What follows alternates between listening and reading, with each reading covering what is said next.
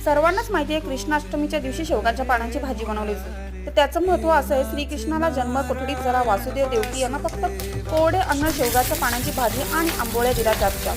गरोदर स्त्रीला गरोदरपणा चांगले खायला देतात, कारण मुलांची वाढ चांगली होवी। भगवान हे देवकीचे खाल्लेल्या कोरड्या अन्नावर जन्माला आले, म्हणून हा उपवास हे कोरडे अन्न खाऊन जातात। म्हणून मी आज तुम्हाला शेवग्यांच्या पानांची भाजी दाखवणार। खूप अतिशय गुपयुक्त, विटॅमिन्सनी भरलेली आणि प्रोटीन्स वगैरे सर्व असतात।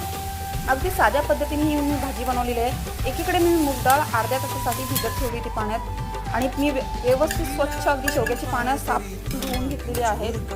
आणि मी एका कढईत तेल घेतले, मोहरी घातली, मोहरी घातल्यानंतर मी कांदा घातलाय आणि मग ठेचलेलं लसूण घेतलं, टोमॅटो घातले, नंतर मी हळद, मीठ आणि सर्व घालून नंतर मी त्यात मूग डाळ घातलेली आहे आणि आपली शेवग्यांची पानं घातली, थोड्या वेळ मी शिजून दिली। त्याच्यानंतर मी ओलं खोवलेलं खोबरं घातलेलं आहे। अशा प्रकारे अगदी अतिशय प्रोटीनयुक्त भाजी तयार झालेली आहे।